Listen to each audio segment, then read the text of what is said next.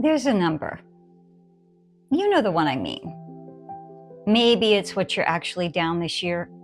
Maybe it's how many accounts you've blown through. Maybe it's the size of the last loss, the one that happened on a Thursday and that you described to your spouse or partner as a rough week and left it at that. Maybe it's just the real number, the one in your account right now, the one that doesn't match the version of yourself you put online. I had a number like that for a long time. I'm not going to tell you the exact figure, not because I'm ashamed of it now, but because the number isn't the point. The point is what I did with it.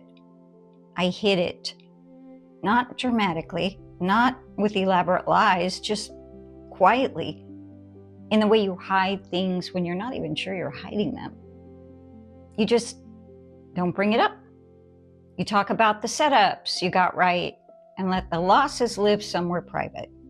You post the green days. You go quiet on the red ones. And I told myself this was privacy. It wasn't privacy. It was a mask. And it was costing me something I didn't even know I was spending. This isn't a video about honesty. Stay with me, because what it's actually about is going to reframe every performance you've ever put on at a trading desk. Welcome back to Could It Be ADHD? I'm Devin Mills, certified trauma-informed life coach for traders and the founder of Overtraders Anonymous. 5 episodes in, and I want to say something before we go further.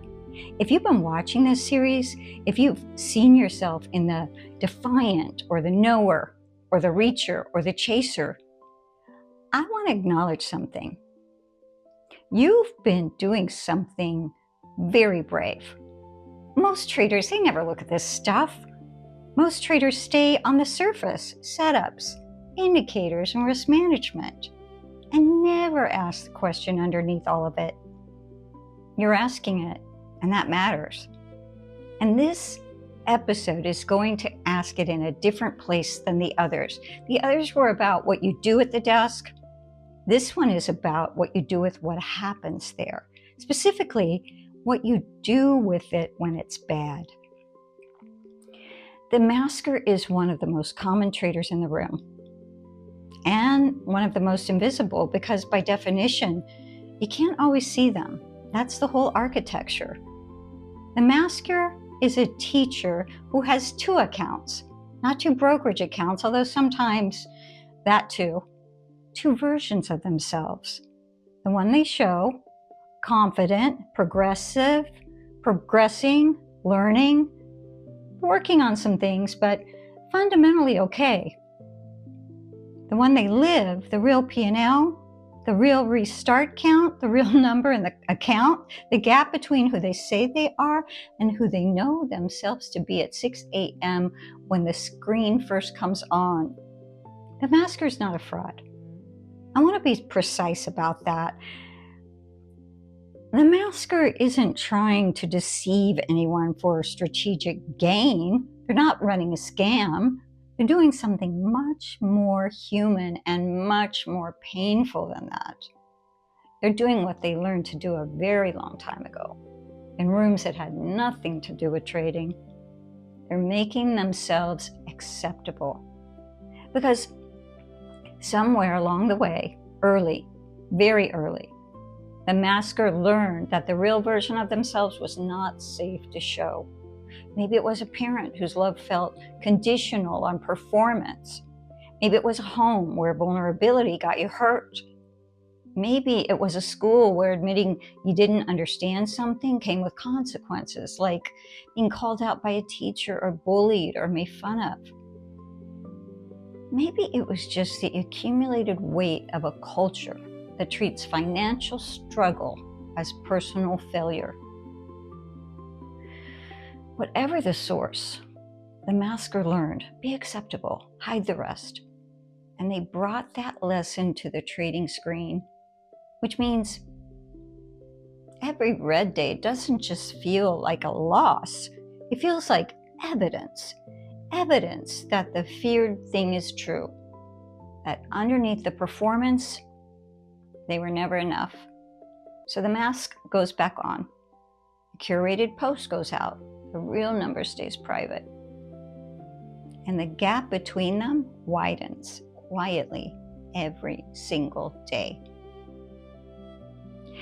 There's a term in psychology and in the ADHD and neurodivergent communities in particular called rejection sensitive dysphoria, RSD. I mentioned it briefly earlier in this series, but this is where it lives most visibly. RSD is an intense emotional response, sometimes overwhelmingly intense, to the perception of rejection or failure, not necessarily actual rejection, the possibility of it. For people with RSD, a red trading day doesn't register a red trading day, it registers as proof of the worst thing. The response is neurological, not logical. You can know intellectually that one bad trade doesn't define you as a person. You can know that loss is part of the process. And your nervous system can still respond as if something catastrophic just happened, as if something essential about your worth just got confirmed. In that state, the mask isn't vanity, it's armor. It's a nervous system trying to protect you from the feeling that comes when people see the real number and make the judgment you've been dreading your whole life. Which is why telling the masker to just be more transparent, like it's a simple choice, like it's just a matter of courage, misses the whole architecture. The mask isn't a character flaw. It's a coping strategy, a very old one, a very understandable one, and one that is very slowly, very quietly making everything harder. Here's what I want to talk about, not what the mask is, but what it does. Because the mask has a cost that most traders never account for. When you're managing a performance, when a part of your energy is always going toward maintaining the gap between the real you and the presented you, you are spending something, attention, bandwidth, the particular kind of cognitive resource that you need for clear decision making at the trading desk. The masker is never fully present in the trade because some percentage of them is always managing the story, always calculating what this result means for the version of themselves they're projecting, always making sure the red doesn't get too visible, that the explanation is ready, that the performance stays intact. And the cruel irony is that this performance, this constant management, makes them worse at trading. Not because they're not skilled, but because presence is the thing trading requires most. Full, undivided, undefended presence. The ability to see what is actually happening on the chart, in the market, in your own nervous system right now, without the filter of a story you're trying to maintain. The mask blocks that. The mask costs you the very thing you need to trade well. And it costs something else too, something harder to name. It costs you the possibility of being actually helped. Because the people who could help you, a coach, a peer, a room full of traders who've been through the same thing, can only meet you where you actually are, not where your performance says you are. I'm going to tell you about the first time I said the real number out loud. Not the account balance, my own real number. The truth I'd been carrying about the year I'd had. The gap between where I told people I was and where I actually was. I said it in a room full of traders, not a brokerage, not a trading group full of P&Ls and setups, a room specifically built for the truth, where the agreement was, you bring the real thing and we don't flinch. And I said it, and then I waited for the judgment for the awkward silence, for the subtle recalibration in someone's eyes that would tell me, so that's what you actually are. It didn't come. What came was, me too. Not always those exact words, but the exact thing, the recognition that I know that number in someone else's face. The particular exhale that happens when you've been holding something a long time and someone else names it before you have to. And something in my nervous system, something that had been braced for years, since long before trading, did something I can only describe as letting go. Just slightly, just at the edges, but enough. I traded differently after that room. Not perfectly, but differently. With slightly more access to myself. Slightly less bandwidth going towards a performance. That's what being seen and not abandoned does to a nervous system. It teaches it something it never got to learn. That it's safe to be real here. The healed version of the masker isn't the trader who posts every loss on social media. I want to be clear about that right away, because be more authentic online is not what I'm pointing at. The unmasked isn't defined by public disclosure. They're defined by one thing. They have at least one room where the real number is safe to say. It might be a therapist. It might be the one trusted friend. It might be a coaching relationship. It might be Overtraders Anonymous, a room full of traders who made the same agreement to show up as the real thing. Just one room. That's the whole turn.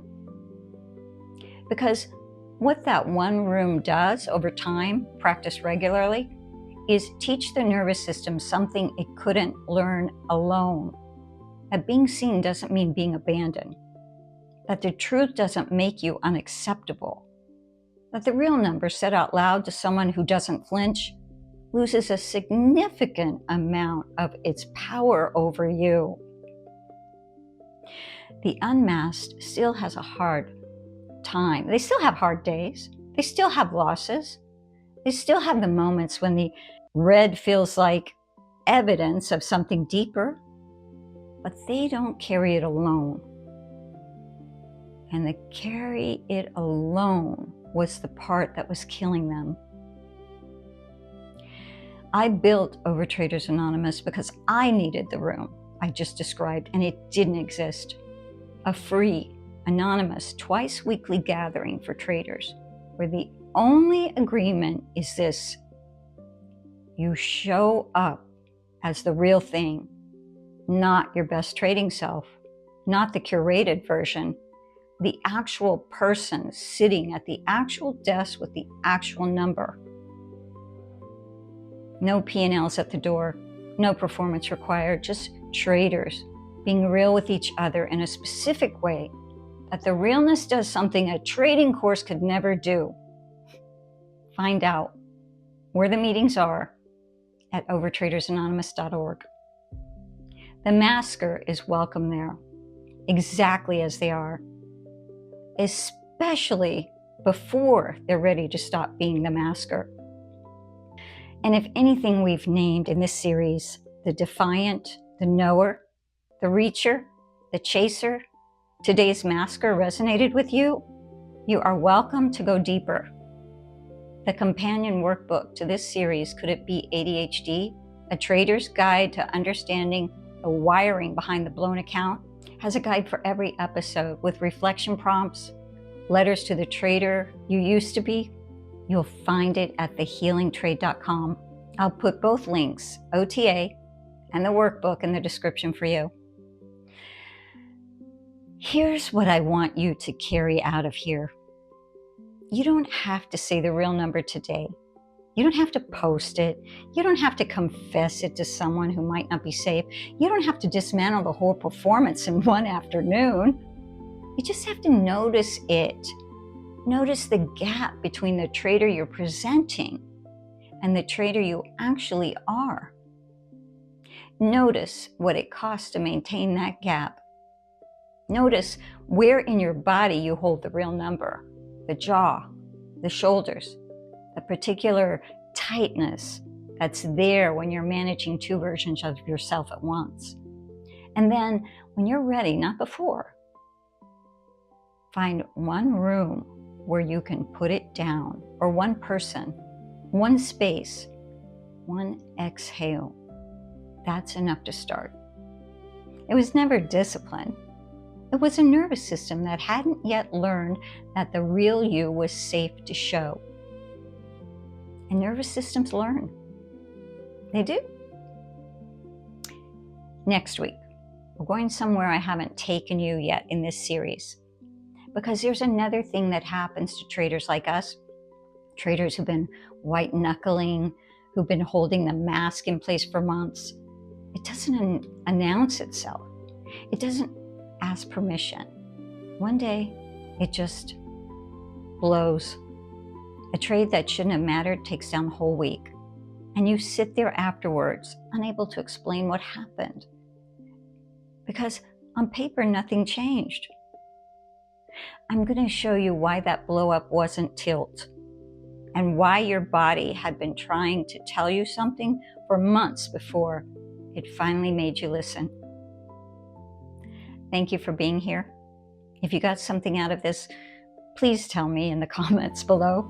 And please subscribe and like the video, because this is only the beginning. There are many more series to come. I'm Devin Mills, certified trauma-informed life coach for traders and founder of Overtraders Anonymous. We're learning to heal here. One day, one trade, one breath at a time. I'll see you in the next episode.